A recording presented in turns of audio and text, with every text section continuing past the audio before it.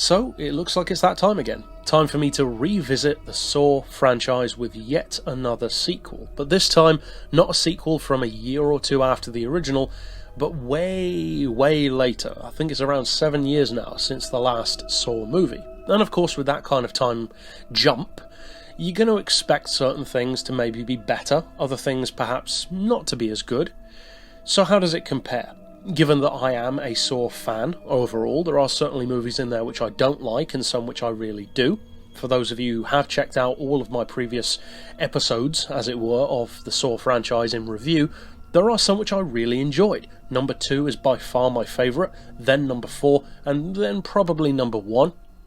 And then of them all, there were only 2 I think which I specifically recall not liking that much at all, which were 5 and 7, but 7 in particular is easily the worst Saw movie because it introduced a ton of new characters that we didn't care about, had a twist which, non-spoiler alert, has nothing to do with this movie at all, and also has some of the worst visual quality and production design. It became like a TV movie, in effect. That one was horrendous.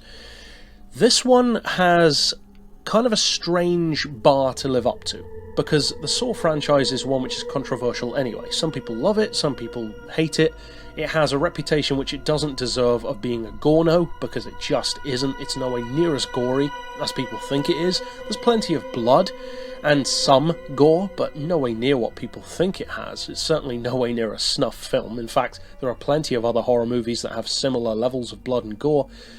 But this one does some things, I would say, much better than any of the other movies, including number 2, my personal favourite, which, spoiler alert, is still my favourite. But at the same time, this one definitely does some other things which are not as good as the prior Saw movies.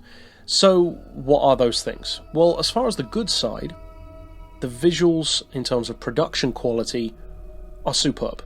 So much better than any of the others.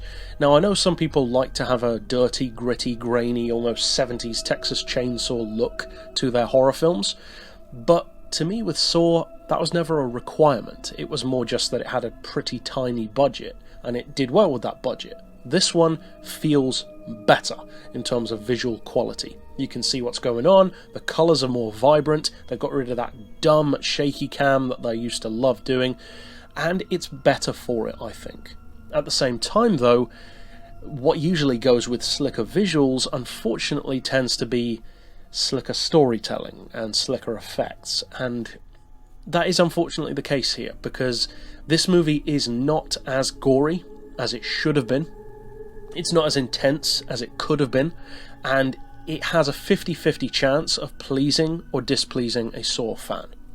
Coming from the point of view, as I am, of being a Saw fan for the most part, I liked certain elements, didn't like others. As I said, for me the strongest point was the updated visual quality. That was great to see, and it also does well to set it apart from all of the others. There's none of that green filter rubbish.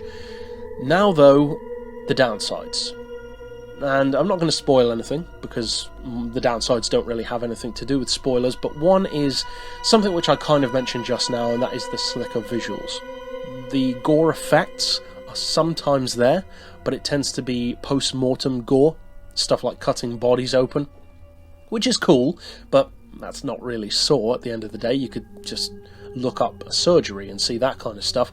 The stuff that actually takes place in the traps is much smaller, much more narrow-minded, which makes sense in the story, but at the same time you want more of that when it comes to Saw. And considering the reputation that it has, it's a justifiable movie series to go all out with, but they definitely don't go all out in this movie. Now, I was surprised as well that this is an 18 here in the UK, which in America is still R-rated, but in the UK we have a separate age rating for 15 and 18, whereas in the States it seems to be kind of a blend between those two age ranges. In the UK, this does not need to be an 18. It could easily be a 15. The gore is nowhere near the previous Saw movies. You can understand why they are rated 18. This one, not so much.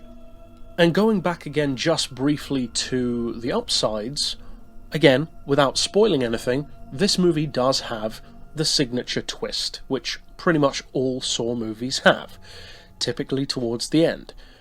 And I did like it. I liked the twist with this movie.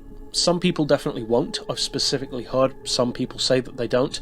And this is kind of a spoiler, but it's really not at the same time. So if you want to mute this for about, say, 10 or 15 seconds, then I can understand that, but there's no real need to if you're not too bothered. The twist in this film has been done before in the Saw franchise. So as I said, not a specific spoiler. There are of course 7 movies which I could be referring to and plenty of different types of twist, but it has been done before. So that's only the kind of small spoiler that I would say, but I still did like the twist and the way it was carried out. With that being said, that of course brings us to the scores. Now, I have to mention as well, for those who maybe aren't familiar with my Saw reviews, that the scores that I give specifically to these movies should be taken completely separately to all of the other movies that I review, because the scores here will seem to be strangely high sometimes in comparison to non-Saw movies. And the reason why is because I review the Saw franchise as its own little bubble. So if I give a Saw movie a 10 out of 10, that may seem ridiculous compared to something like Stephen King's It or an Alien or The Thing. And of course that would be ridiculous, but it's because I score it in its own little world. So any of these specific scores that I give it, you could kind of take maybe 2 or 3 points off of that score in comparison to any other movie outside of Saw, just to give you some idea.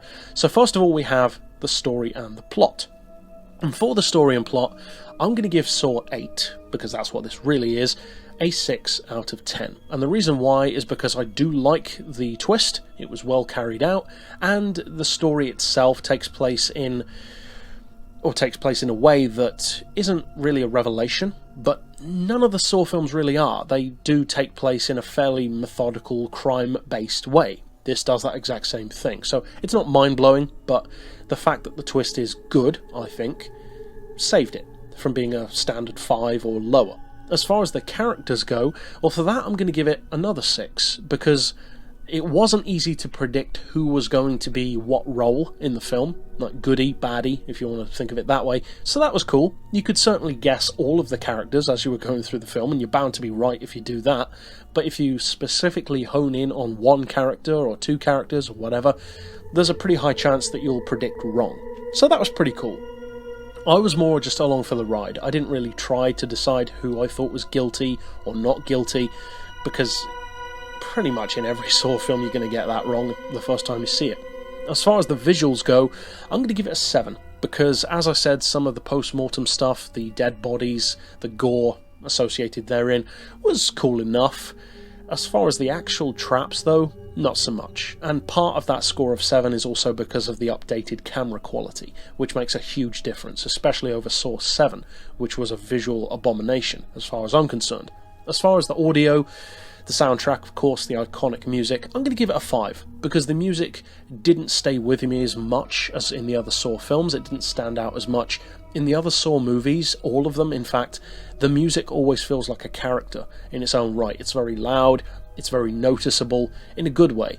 In this one, not so much. It became just kind of like a stereotypical movie soundtrack. I don't remember where the music, I should say, really kicked in. So, yeah, it's a 5.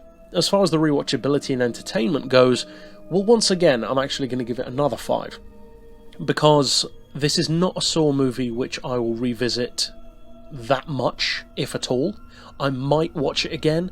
I doubt I'll watch it 3 times, because I just don't feel that I need to. I've watched Saw 2 maybe 3 times, and that's my favourite of them all. So even then, I don't revisit them that much.